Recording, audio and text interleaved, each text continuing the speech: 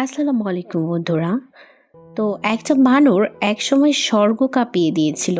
আজ সে নিজের দলকেই হত্যা করতে যাচ্ছে। কিন্তু কেন?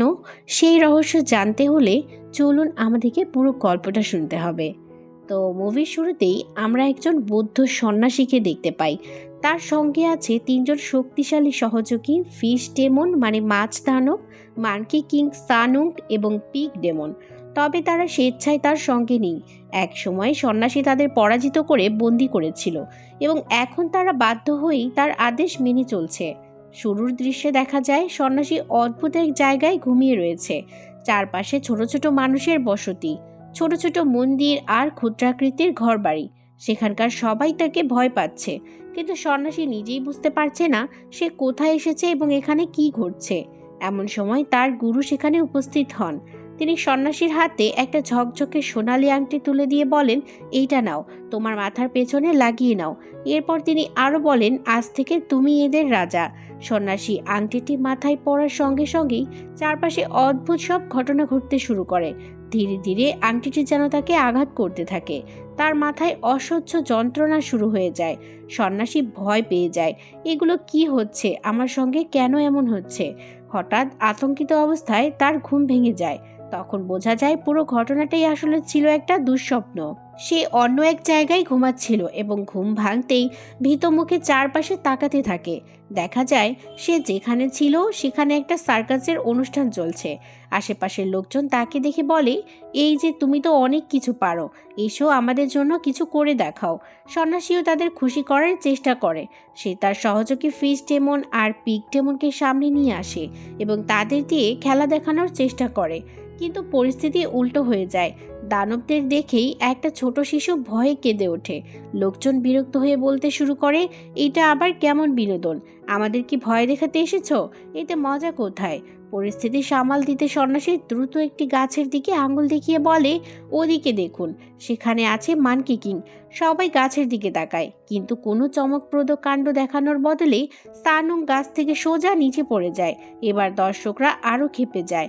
তারা হাসাহাসি শুরু করে, এমনকি সন্ন্যাসীকে নিয়ে ঠাট্টা করতে থাকে। এটা কেমন সার্কাস? আমাদের বিনোদন দেবে নাকি শুধু সময় নষ্ট করবে? সন্ন্যাসী বিব্রত হয়ে বলে, একটু অপেক্ষা করুন, সব ঠিক হয়ে যাবে। এদিকে সানুং উঠে দাঁড়িয়ে পিগ ডেমন আর ফিশ ডেমনকে বলে, এভাবে হবে না, আমাদের সবাই মিলে কিছু একটা করতে হবে। তারপর সে বলে, আমাকে মারো, দর্শকরা এটা দেখেই মজা পাবে। কিন্তু দর্শকরা ততক্ষণে তাদের নিয়ে ব্যঙ্গ বিদ্রুপ করতেই থাকে। হঠাৎ পিগ ডেমন রেগে গিয়ে সামনে দাঁড়িয়ে থাকা একটা মহিলার উপর ঝাঁপিয়ে পড়তে যায়। লোকজন আতঙ্কিত হয়ে তাকে ধরে ফেলে। সানুং দ্রুত চিৎকার করে বলে, থামো, এসব করো না। কিন্তু পিগ ডেমন কারো কথা শুনতেই চায় না। অন্যদিকে সানুংও পরিস্থিতি ভালো করার বদলে আরও খারাপ করে ফেলেছে। সে ইচ্ছাকৃতভাবে পুরো সার্কাসের ব্যবস্থাপনায় বিশৃঙ্খলা সৃষ্টি করতে শুরু করে। যা কিছু ঠিকঠাক চলছিল সে সব কিছু নষ্ট করে দিতে থাকে। সন্ন্যাসী তাকে বারবার সতর্ক করে, কিন্তু সানুংয়ের ভেতরে জমে থাকা রাগ তখন প্রকাশ পেতে শুরু করেছে। আর ততক্ষণে অনেক দেরি হয়ে গিয়েছে। মুহূর্তের মধ্যেই পুরো সার্কাস এলোমেলো হয়ে যায়। চারদিকে শুধু বিশৃঙ্খলা আর হইচই। ঠিক এখান থেকেই মুভির মূল কাহিনী আরও ভয়ঙ্কর মোড় নিতে শুরু করে। দেখানো হয় এক তরুণী তার মাকে নিয়ে এক জাদুকরের কাছে এসেছে। মেয়েটির দাবি তার মা কোনো অশুভ শক্তির কবলে পড়েছে, কারণ তার আচরণ একেবারেই স্বাভাবিক নয়। সেখানে উপস্থিত বয়স্ক কয়েকজন মহিলাকে দেখিয়ে বৃদ্ধা হঠাৎ বলতে থাকে, ওরা আমার মেয়ে। এ কথা শুনে সবাই অবাক হয়ে যায়। জাদুকরও বিষয়টি দেখে বিস্মিত হয় এবং বৃদ্ধার ওপর থেকে জাদুর প্রভাব দূর করার চেষ্টা শুরু করে। সে নানা ধরনের মন্ত্র কৌশল প্রয়োগ করে। অনেক চেষ্টা করেও কোনো অশুভ শক্তির অস্তিত্ব সে খুঁজেই পায় না। কিন্তু কিছুক্ষণ পর হঠাৎ তার আসল সত্যটা বুঝতে বাকি থাকে না। বৃদ্ধা নয়, আসল দানবটি হলো তার নিজের মেয়ে। যে মেয়েটি তার মাকে নিয়ে এখানে এসেছিল সেই আসলে ভয়ঙ্কর এক দানব। পরক্ষণেই তার শরীরে অদ্ভুত পরিবর্তন শুরু হয়ে যায়। তার চেহারা বিকৃত হয়ে আসে। মানব রূপ ছেড়ে সে ভয়ঙ্কর রাক্ষসীর রূপ ধারণ করে ফেলে। এরপর সে সবার দিকে জালের মতো আঠালো সুতো ছুঁড়ে মারতে শুরু করে। তার হাত পা ধীরে ধীরে মাকড়সার পায়ের মতো লম্বা হয়ে যায়। সে আসলে ছিল এক ভয়ঙ্কর স্পাইডার ডেমন। দানবীতে পরিণত হওয়ার পর সে উপস্থিত মানুষদের নির্মমভাবে হত্যা করতে শুরু করে। এরপর দৃশ্য আবার সন্ন্যাসী এবং সানুংয়ের দিকে ফিরে আসে। সন্ন্যাসী তখন ভীষণ রেগে আছে। সে সানুকে কঠোরভাবে শাস্তি দিতে থাকে। মারতে মারতে বলে, আমি তোমাকে এমনভাবে শাস্তি দিচ্ছি যাতে তুমি এই শিক্ষা সারা জীবন মনে রাখো। কোথায় কেমন আচরণ করতে হয় সেটা তোমাকে শিখতেই হবে। সে আরও বলে, তুমি একটা রহস্যময় বিপদ। রেগে গেলে তুমি সব কিছু ধ্বংস করে ফেলো। আজ যেমন সার্কাসের সব কিছু নষ্ট করেছো, তেমনি যে কোনো জায়গায় বিশৃঙ্খলা সৃষ্টি করতে পারো। এই বলে সে সানুংয়ের জিভ টেনে ধরে, চড় মারে, শরীরের চামড়া চিমটি কাটে এবং তাকে কঠোরভাবে শাস্তি দিতে থাকে। সানুংয়ের পুরো শরীরেই আঘাতের চিহ্ন পড়ে যায়। এরপর একটি ফ্ল্যাশব্যাকের দৃশ্য দেখা যায়, যখন সানুংকে বন্দি করা হয়েছিল।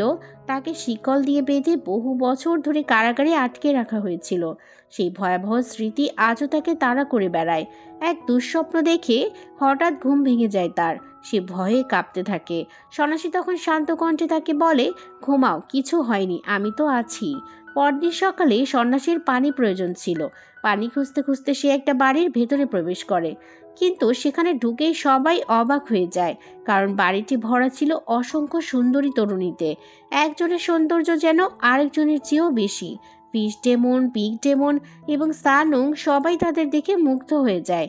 পিগ ডেমন তো সঙ্গে সঙ্গে একটি মেয়েকে পছন্দ করে ফেলে। অন্যদিকে সানুংও আরেক তরুণীর সামনে গিয়ে বসে পড়েছে, কিন্তু স্বভাব মতো সে মেয়েটিকে বিরক্ত করতে শুরু করে। তবে খুব দ্রুতই সত্যিটা প্রকাশ পায়, ওরা সাধারণ কোনো মেয়ে ছিলই না। সবাই আসলে ছিল ভয়ঙ্কর স্পাইডার ডেমন। এই কথা বুঝতে পেরে সন্ন্যাসী বিরক্ত হয়ে সানুকে বলে, তোমার কি মাথা ঠিক আছে? আমরা এখানে সাহায্য চাইতে এসেছিলাম, আর তোমার জন্য এখন এখান থেকে পালাতে হবে মনে হচ্ছে। কিন্তু ততক্ষণে অনেক দেরি হয়ে গিয়েছে। সেই মেয়েরা তাদের আসল রূপ ধারণ করে ফেলেছে। মুহূর্তের মধ্যে তারা বিশালাকার মাকড়সায় পরিণত হয়। তারপর চারদিক থেকে আক্রমণ শুরু করে।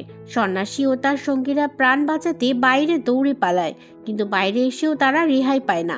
এক বিশালাকার মাকড়সা সানুংয়ের সামনে এসে দাঁড়ায়। ঠিক তখনই সানুং তার সঙ্গে এমন আচরণ করে যেমন আচরণ সন্ন্যাসী তার সঙ্গে করেছিল। সে মাকড়সাটির জিভ শক্ত করে টেনে ধরে, আর সেই আঘাতেই বিশাল মাকড়সাটি মারা যায়। সবকিছু শেষ হওয়ার পরও সন্ন্যাসী হতাশ হয়ে বলে, তুমি কবে ভদ্রতা শিখবে আর কবে নিজেকে বদলাবে? সবকিছু ধ্বংস করে ফেলা কোনো সমস্যার সমাধান নয়। সানুং চুপচাপ তার কথা শুনতে থাকে। সে কোনো উত্তর দেয় না। এরপর সন্ন্যাসী সেখান থেকে চলে যায়।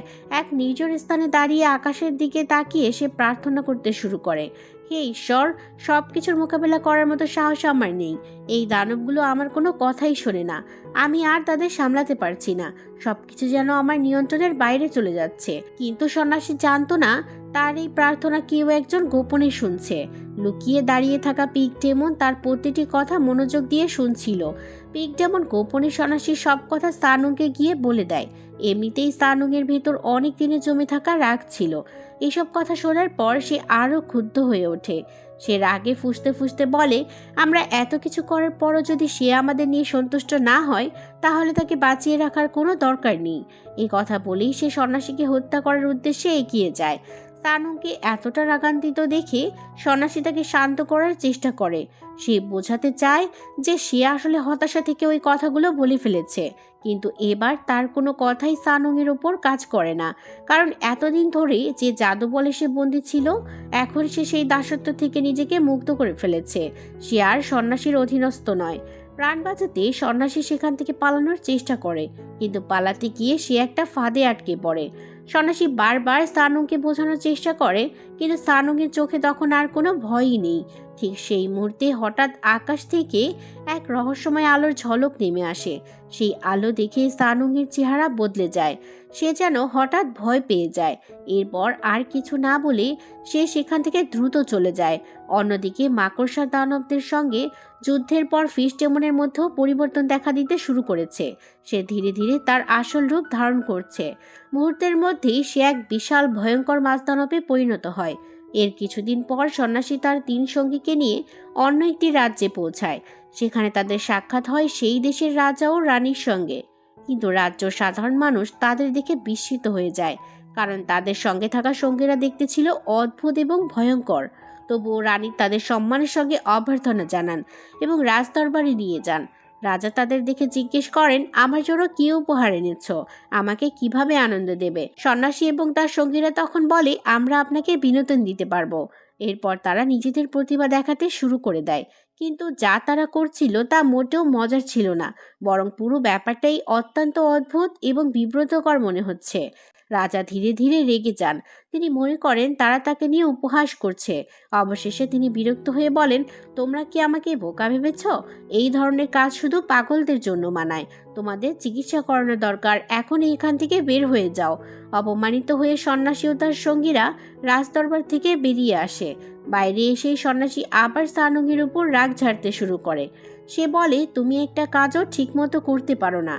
কিন্তু কথা বলতে বলতেই হঠাৎ তার নিজের ভুল উপলব্ধি হয়। সে ভাবতে শুরু করে, সবসময় আমি সানুংকেই দোষ দিয়েছি, প্রতিবার আমি তাকেই শাস্তি দিয়েছি, কিন্তু আসল ভুলটা হয়তো আমারও ছিল। এই উপলব্ধি হতেই তার ভিতরে অনুশোচনার জন্ম নেয়। সে নিজেকেই মারতে শুরু করে এবং বলতে থাকে, না, আমি আর এমন করব না। আমি আর কাউকে অন্যায়ভাবে শাস্তি দেব না। এরপর সে সানুংয়ের কাছে যায়, তার সামনে মাথা নত করে আন্তরিকভাবে ক্ষমা চায়। সানুং কিছুক্ষণ তার দিকে তাকিয়ে থাকে, তারপর তাকে উঠিয়ে দিয়ে বলে, আমি তোমাকে ক্ষমা করে দিলাম, এখন থেকে আমরা বন্ধু। এই কথায় দুজনেই আনন্দিত হয়ে ওঠে। তারা একসঙ্গে বলে, চলো আবার রাজার কাছে যাই, তার কাছে ক্ষমা চাইবো এবং এবার সত্যিই তাকে আনন্দ দেওয়ার চেষ্টা করব। তাই তারা আবারও রাজপ্রাসাদে ফিরে যায়। কিন্তু সেখানে গিয়ে তারা একটা সত্য জানতে পারে, যে ব্যক্তি নিজেকে রাজা বলে পরিচয় দিচ্ছে সে আসলে রাজা নয়, আসল রাজাকে কোথাও লুকিয়ে রাখা হয়েছে। এই কথা জানতে পেরে সানুং আর অপেক্ষা করে না।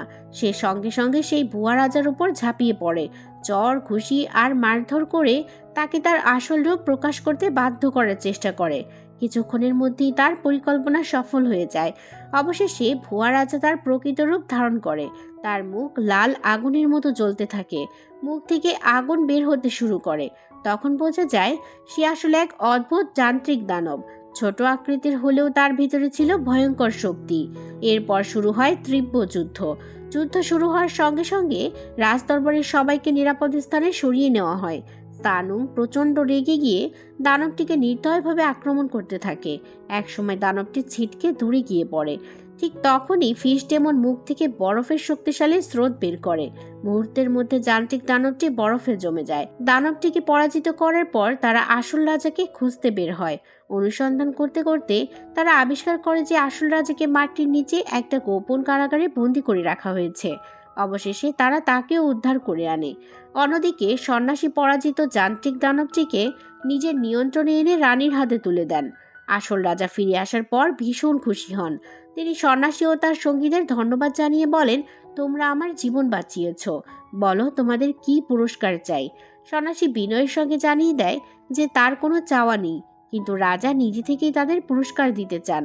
তিনি অনেক সুন্দরী তরুণীকে সামনে এনে বলেন, এরা এখন থেকে তোমাদের সেবা করবে। সন্ন্যাসী সঙ্গে সঙ্গে আপত্তি জানায়। সে বলে, না, আমি তাদের সঙ্গে নিতে পারবো না, বরং আমি চাই তারা স্বাধীনভাবে জীবনযাপন করুক। কিন্তু আশ্চর্যের বিষয়, সেই মেয়েরা কেউই মুক্ত হতে চায় না। তারা বলে, আমরা এখানেই ভালো আছি, আমরা কোথাও যেতে চাই না। তবে তাদের মধ্যে একজন মেয়ে সম্পূর্ণ নীরব ছিল, সে কোনো কথাই বলছিল না। রাজা বিষয়টি লক্ষ্য করে তাকে সামনে ডাকেন। তারপর জিজ্ঞেস করেন, তোমার কি হয়েছে? কিন্তু মেয়েটি কোনো উত্তর দেয় না। তখন রাজা তাকে গান গাইতে বলেন, আর গান গাইতে গাইতে নাচও দেখাও। মেয়েটি ভীষণ ভীত ছিল, কিন্তু রাজার আদেশ অমান্য করার সাহস তার ছিল না। তাই সে গান গাইতে শুরু করে। গান গাওয়ার সময় তার কোমল সৌন্দর্য সবাইকে মুগ্ধ করে ফেলে। মেয়েটি ছিল অত্যন্ত শান্ত, নম্র আর আকর্ষণীয়। তাকে দেখে রাজারও আগ্রহ জন্মায়। তিনি সিদ্ধান্ত নেন মেয়েটি এখন থেকে তার কাছেই থেকে যাবে। রাজা বলেন, এখন থেকে সে আমার সঙ্গেই থাকবে। এই কথা শুনে সন্ন্যাসীর মনে অদ্ভুত এক অনুভূতির জন্ম নেয়। অন্য মেয়েদের ব্যাপারে তার কোনো আগ্রহ ছিল না, কিন্তু এই মেয়েটিকে হারানোর জন্য তার ভিতরে আফসোস তৈরি হয়। তবুও সে কিছু না বলে সঙ্গীদের নিয়ে সেখান থেকে চলে আসে। কিন্তু পথ চলার সময়ও তার মাথায় শুধুমাত্র ওই মেয়েটির কথাই ঘুরছিল। সে বারবার ভাবতে থাকে, আমার উচিত ছিল তাকে সঙ্গে নিয়ে আসা। অবশেষে সে আবার প্রাসাদে ফিরে যাওয়ার সিদ্ধান্ত নেয়। সে মনে মনে ঠিক করে এবার সে ওই মেয়েটিকেই পুরস্কার হিসেবে চাইবে। কিন্তু প্রাসাদে ফিরে রাজা তাকে বলেন, এখন অনেক দেরি হয়ে গিয়েছে, সে এখন আমার সঙ্গেই থাকবে। আমি তাকে পছন্দ করতে শুরু করেছি। এই কথা শুনে সন্ন্যাসীর মন ভেঙে যায়। তার মুখের হতাশা দেখে রানী বিষয়টি বুঝতে পারেন। তিনি রাজার দিকে তাকিয়ে বলেন, মেয়েটি তার কাছে ফিরিয়ে দিন। কিছুক্ষণ চিন্তা করার পর রাজা রাজি হয়ে যান। এভাবেই শেষ পর্যন্ত সেই মেয়েটি সন্ন্যাসীর সঙ্গে চলে আসে। এরপর থেকে মেয়েটি সব সময় তাদের সঙ্গেই থাকতে শুরু করে। কিন্তু পুরো বিষয়টি মোটেও ভালোভাবে নেয় না সানুং। সন্ন্যাসী ও মেয়েটির ক্রমশ বাড়তে থাকা ঘনিষ্ঠতা দেখে সে ঈর্ষান্বিত হয়ে পড়ে। তার মনে সন্দেহ জন্মায়। সে বিশ্বাস করতে শুরু করে যে মেয়েটি আসলে মানুষ নয়, বরং কোনো ছদ্মবেশী দানব। একদিন সে সন্ন্যাসীকে বলে, আমি তোমাকে একটা গুরুত্বপূর্ণ কথা বলতে চাই। ওই মেয়েটি মানুষ নয়, সে আমাদের জন্য বিপদ ডেকে আনতে পারে। কিন্তু সন্ন্যাসী তার কথা বিশ্বাস করে না। তখন নিজের সন্দেহ প্রমাণ করার জন্য সানুং বারবার মেয়েটিকে আঘাত করতে শুরু করে। এমনকি তার শরীর থেকে রক্ত বের করে প্রমাণ খোঁজার চেষ্টা করে যে সে আসলে একজন মানুষ নয়, বরং কোনো ভয়ঙ্কর দানব। কিন্তু সন্ন্যাসী সানুংকে আর কোনো ক্ষতি করতে দেয় না। তখন সানুং বলে, ঠিক আছে, যদি সে সত্যিই মানুষ হয় তাহলে তাকে বলো আমাদের তার গ্রামের বাড়িতে নিয়ে যেতে। আমরা তার পরিবার পরিজনের সঙ্গে দেখা করতে চাই। সন্ন্যাসী মেয়েটির দিকে তাকিয়ে বিষয়টি জানায়। মেয়েটিও রাজি হয়ে যায় এবং তাদের নিজের গ্রামে নিয়ে যায়। সেখানে পৌঁছে তারা মেয়েটির পরিবারের সঙ্গে দেখা করে। মেয়েটির পরিবারের লোকজন সন্ন্যাসী ও তার সঙ্গীদের খুব আন্তরিকভাবে স্বাগত জানায়। তারা সবাইকে সম্মান করে, আপ্যায়ন করে এবং অতিথির মতো যত্ন নেয়। সবকিছু দেখার পরও সানুং মেয়েটিকে দানব প্রমাণ করার কোনো উপায় খুঁজেই পায় না। কিন্তু তার সন্দেহ তখনও দূর হয়নি। হঠাৎ সে রেগে গিয়ে মেয়েটির পরিবারের লোকজনের উপর আক্রমণ করে বসে। এই দৃশ্য দেখে সন্ন্যাসী প্রচণ্ড ক্ষুব্ধ হয়ে যায়। সে চিৎকার করে বলে, তোমার কি মাথা খারাপ হয়ে গিয়েছে? তুমি এমন কেন করছো? এরপর আবেগপ্রবণ হয়ে সে বলে, যে মেয়েটিকে আমি ভালোবেসে ফেলেছি তার জীবনই তুমি ধ্বংস করে দিলে। এই কথা শুনে সানুং গভীরভাবে আহত হয়। সে মনে করে সন্ন্যাসী তার কথা একবারও বিশ্বাস করলো না। রাগে ও অভিমানে সে বলেই দেয়, ঠিক আছে, আমি চলে যাচ্ছি। আজকের পর আর কখনো আমি ফিরে আসবো না। এই বলেই সে ওখান থেকে চলে যায়। সানুং চলে যাওয়ার পর সন্ন্যাসী একাই বসেছিল, তার মুখে হতাশা আর বিষাদের ছাপ। কিছুক্ষণ পর মেয়েটি তার কাছে এসে নরম কণ্ঠে জিজ্ঞেস করে, আপনার কি হয়েছে? আপনি এত মন খারাপ করে আছেন কেন? তখন সন্ন্যাসী তার অতীতের প্রিয় মানুষটির কথা বলতে শুরু করে। সে তার হারিয়ে যাওয়া ভালোবাসার স্মৃতিগুলো মেয়েটির সঙ্গে ভাগ করে নেয়। মেয়েটি মনোযোগ দিয়ে সব কথা শুনছিল। তার চোখে মুখে সহানুভূতি আর মমতা ফুটে ওঠে। সন্ন্যাসী ধীরে ধীরে অনুভব করতে থাকে এই মেয়েটির মধ্যে যেন তার হারিয়ে যাওয়া প্রিয় মানুষের ছায়া রয়েছে। ঠিক তখনই ফিশ ডেমন এবং পিগ ডেমন সেখানে এসে পৌঁছায়।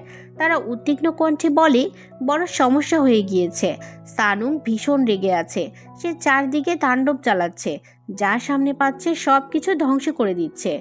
এরপর তারা আরও ভয়ঙ্কর একটি খবর দেয়, সে মেয়েটির বাবা মাকেও হত্যা করে ফেলেছে। এখন তার পরবর্তী লক্ষ্য হলো এই মেয়েটি। এই কথা শুনেই মেয়েটি আতঙ্কে নিজের গ্রামের দিকে দৌড়ে যায়। আর অন্যদিকে সানুংও তাকে অনুসরণ করতে শুরু করে। মেয়েটি প্রাণপণে পালাতে থাকে। অবশেষে সানুং তাকে ধরেই ফেলে। সে মেয়েটিকে মারতেই যাবে, ঠিক সেই মুহূর্তে সন্ন্যাসী সেখানে এসে পৌঁছে যায়। সে দ্রুত সামনে এসে দাঁড়িয়ে বলে, তুমি ভুল বুঝেছো, ওকে ছেড়ে দাও, এই মেয়ের কোনো দোষ নেই। মেয়েটি তখন সন্ন্যাসীর পেছনে আশ্রয় নিয়ে দাঁড়িয়ে থাকে। কিন্তু সানুং থামে না, সে ধীরে ধীরে তাদের দিকে এগিয়ে আসে। হঠাৎ মেয়েটি এগিয়ে গিয়ে সানুংয়ের পা শক্ত করে ধরে ফেলে। সে কাঁদতে কাঁদতে অনুরোধ করে, ওকে মেরো না, দয়া করে এমন করো না। কিন্তু সানুং তাকে সরিয়ে দেয়। এরপর সে আবার আক্রমণ করতে এগিয়ে যায়। সানুংয়ের অস্ত্রের আঘাত সরাসরি সন্ন্যাসীর দিকে ধেয়ে আসে। এই দৃশ্য দেখে মেয়েটি কান্নায় ভেঙে পড়ে। অবশেষে সে সত্যিটা স্বীকার করে নেয়। সে কাঁদতে কাঁদতে বলে, হ্যাঁ, আমি মিথ্যা বলেছিলাম। আমি গোপন করেছিলাম যে আমি একজন দানব, কিন্তু আমার জীবনে কখনো ভালো কিছু ঘটেনি। কিছু নিষ্ঠুর মানুষ আমাকে প্রতারণা করেছিল, আমাকে ব্যবহার করে শেষ পর্যন্ত হত্যা করেছিল। সেই কারণেই আমি অন্ধকারের পথে চলে গিয়েছিলাম। আমি দানবে পরিণত হয়েছি, কিন্তু বিশ্বাস করুন, আমি খারাপ নই। আমি কখনো কাউকে ক্ষতি করতে চাইনি। এই সত্য প্রকাশ পাওয়ার পর সানুং হঠাৎ তার বিশাল আকার রূপ ধারণ করে। সে এক ভয়ঙ্কর গরিলার মতো দানবীয় রূপে পরিণত হয়ে যায়। এরপর সে সন্ন্যাসীকে নিজের মুখের ভেতরে গিলে ফেলে। তবে সে তাকে হত্যা করেনি। সন্ন্যাসীকে মুখের ভেতরে রেখেই সে বিশাল পাহাড়ের দিকে লাফিয়ে চলে যায়। কিন্তু মেয়েটি তখনও তাকে ছাড়েনি। সে শক্ত করে সানুংয়ের পা আঁকড়ে ধরেছিল। ফলে সেও সানুংয়ের সঙ্গে পাহাড়ের চূড়ায় পৌঁছে যায়। ঠিক তখনই সেখানে রানী এবং সেই যান্ত্রিক দানব উপস্থিত হয়। রানী রহস্যময় হাসি দিয়ে বলে, এই মেয়েটিকে আমি ইচ্ছা করেই তোমাদের কাছে পাঠিয়েছিলাম, যাতে তোমাদের মধ্যে বিবাদ সৃষ্টি হয়। এরপর সে আরও বলে, আমার উদ্দেশ্য ছিল তোমরা পরস্পরের বিরুদ্ধে লড়াই করো, বিশেষ করে তুমি রাগের মাথায় সন্ন্যাসীকে হত্যা করে ফেলো। তারপর তুমি আমার নিয়ন্ত্রণে চলে আসবে, আমার দাস হয়ে আমার সব আদেশ পালন করবে। কিন্তু রানীর ধারণা সম্পূর্ণ ভুল ছিল, কারণ সানুং আসলে কখনো সন্ন্যাসীর শত্রু ছিলই না। সে সন্ন্যাসীকে গিলে ফেলেছিল ঠিকই, কিন্তু তাকে চিবিয়ে বা হত্যা করেনি। রানীর কথা শোনার পর সানুং সঙ্গে সঙ্গে মুখ খুলে সন্ন্যাসীকে বের করে দেয়। দেখা যায় সন্ন্যাসী সম্পূর্ণ জীবিত রয়েছে। এরপর সন্ন্যাসী রানীর দিকে তাকিয়ে হাসতে হাসতে বলে, তুমি কি আমাদের এতটাই বোকা ভাবো? তুমি কি মনে করো শুধু তুমিই বুদ্ধিমান? যেমন তুমি ফাঁদ পেতেছিলে, আমরাও ঠিক তেমনই পরিকল্পনা করেছিলাম। সে আরও বলে, সানুং শুরু থেকেই আমার সঙ্গে ছিল। আমাদের পরিকল্পনাই ছিল সে রাগ করে চলে যাবে, যাতে তুমি সত্যিই বিশ্বাস করো যে আমাদের মধ্যে বিরোধ তৈরি হয়েছে। রানী বুঝতে পারে যে সে নিজেই নিজের ফাঁদে আটকা পড়ে গিয়েছে। এরপর শুরু হয় চূড়ান্ত সংঘর্ষ। অন্যদিকে পিগ ডেমন ও ফিশ ডেমন মিলে বরফে জমে থাকা যান্ত্রিক দানবটিকে সম্পূর্ণ ধ্বংস করে ফেলে। এদিকে রানী ও সন্ন্যাসীর মধ্যে তীব্র যুদ্ধ চলতে থাকে। এক পর্যায়ে রানী পানির ভেতরে চলে যায়। সেখান থেকে সে বুদ্ধের একটি বিশাল মূর্তি নিয়ে আসে।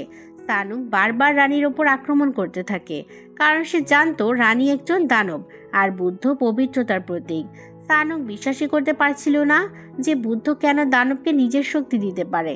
এই ভেবেই সে নিজের জাদুকরি লাঠি বের করে পানির মধ্যে ঝাঁপ দেয়। কিন্তু তখন আরও দুটি বুদ্ধ মূর্তি আবির্ভূত হয়। তিনটি মূর্তি একসাথে সানুংকে আক্রমণ করতে শুরু করে। সানুং হতবাক হয়ে যায়।